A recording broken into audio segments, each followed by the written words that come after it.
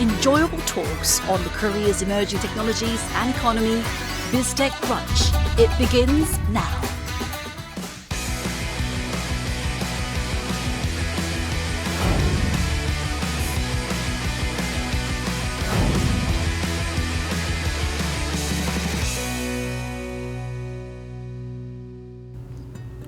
안녕하세요. KDI 김동영 연구원입니다. 안녕하세요. IT 칼럼니스트 이훈입니다. 연구원님, 요즘 더워도 너무 덥다라고 생각하지 않으시나요? 맞습니다. 그런데 이러한 기상기후 현상이 한국뿐만 아니라 세계 곳곳에서도 발견된다고 해요. 어떤 나라는 비가 많이 오고 어떤 나라는 너무 덥고 정말 이러한 지구온난화 문제가 세계의 문제인 것 같습니다. 네, 정말 이 지구온난화를 해결하기 위한 방법 여러 가지가 있을 텐데요. 그 중에서도 이 친환경 재생에너지에 대한 이야기 많이 들어보셨을 겁니다. 바로 오늘 이야기할 수소 생산 기술입니다.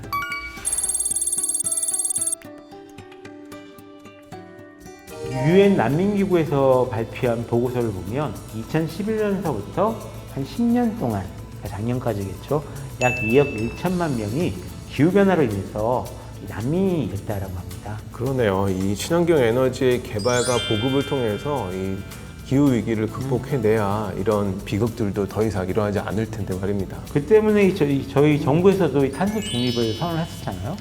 맞습니다. 이 탄소 중립 우리가 여러 번 다뤘었죠. 네.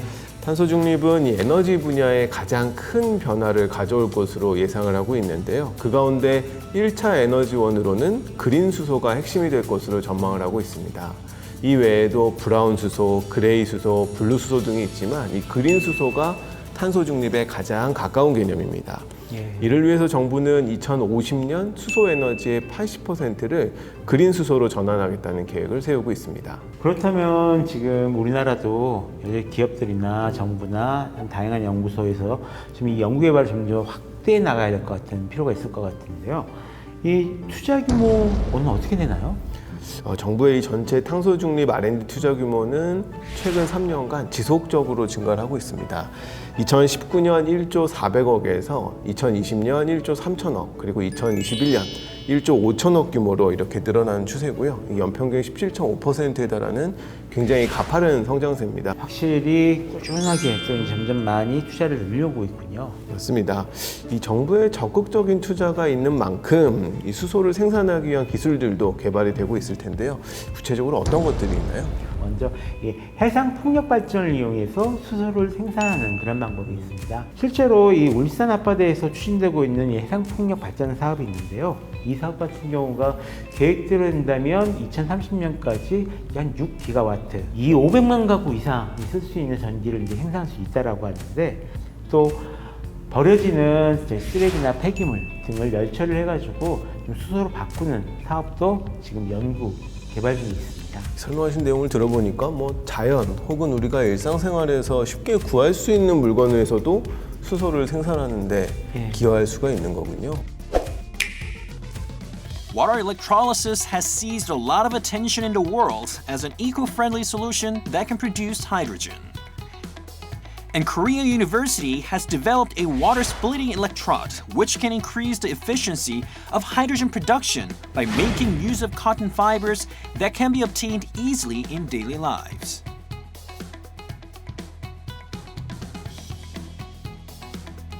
수소에너지는 연소 후에도 공해물질을 배출하지 않아 차세대 친환경 연료로 각광받고 있습니다. 수소 생산 방법 중 하나인 물분해 방식은 CO2를 배출하지 않은 방식으로 많은 주목을 받고 있지만 높은 전압 사용이 필수적이라 수소 생산 효율이 떨어진다는 한계가 있었습니다. 저희들은 이러한 문제점을 극복하기 위해 평평한 전극이 아니라 표면적이 매우 넓은 면섬유를 전도성이 높으면서 비교적 값이 싼 금속 물질을 매우 고르게 코팅함으로써 높은 전압 문제를 해결할 수 있었습니다. 개발된 물분해 전극은 높은 전류 밀도에서도 최소 100시간 이상 성능을 유지할 수 있었습니다. After soaking the cotton fibers in a solution with nanoparticles, it turns into a conductive material. 이렇게 넓은 평평한 천을에다가 이제 금속 물질을 좀 코팅을 해가지고 전체적으로 조금 물과 닿는 표면적을 늘려서 반응을 좀 크게 만든 그런 상황인 거네요. 또 면소재가 수소를 발생시키는 데도 쓰일 수 있다는 게 참 독특한 발상인 것 같아요. The cotton fibers, which have become a conductive material, are coated with a nickel to produce hydrogen. After applying electricity, hydrogen can be produced.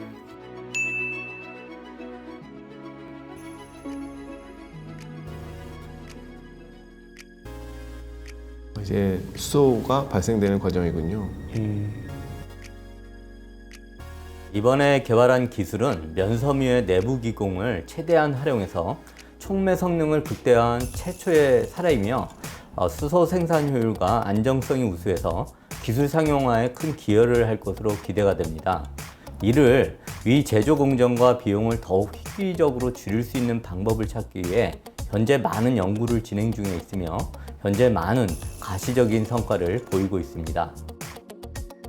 We look forward to the expanded supply of hydrogen energy, which has emerged as an eco-friendly energy source for the future. 면섬유를 활용해서 기존 대비 수소 생산량을 6배까지 늘릴 수 있다고 하니까요. 하루빨리 상용화될 수 있는 날이 오면 좋겠습니다. 자, 그나저나 이런 부분들이 좀 제대로 상용화가 되려면은 정부의 투자 좀 확실하게 이루어져야 할 것 같은데요. 이 수소 관련 정부의 계획은 어떻게 됐나요? 우리 정부는 지난 2019년에 수소경제 로드맵을 발표한 바가 있었죠. 당시에 수소 공급량을 2040년까지 526만 톤으로 늘리고 킬로그램당 단가를 3,000원 수준으로 낮추는 것을 목표로 한 바 있습니다. 그리고 올해 신규 로드맵도 작성이 추진 중인데요. 올해는 보다 더 세세한 계획들이 담길 예정입니다.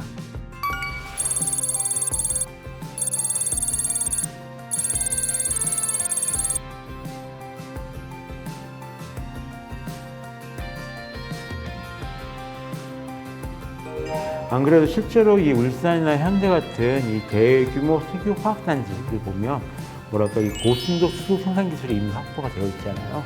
그래서 이 관련 인프라를 좀 더 탄탄하게 구축한다면 좀 굉장한 시너지 효과를 얻을 수 있겠습니다. 맞습니다. 말씀하신 것처럼 정부가 아무리 노력을 기울여도 기업들이 나서서 기술 개발을 하고 상용화를 하지 않으면 생태계가 형성되지가 않죠. 같은 문제의식으로 정부 역시 수소 관련 기업 육성에도 적극적입니다. 지난 6월 수소 전문 기업 11개를 선정한 데 이어서요.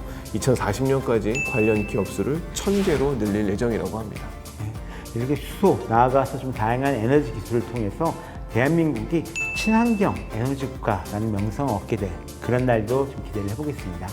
그럼 저희는 변함없이 다음 주에도 새로운 기술과 경제 트렌드로 찾아뵙겠습니다. 계속해서 비즈테크 코리아 다음 코너도 많은 시청 바랍니다.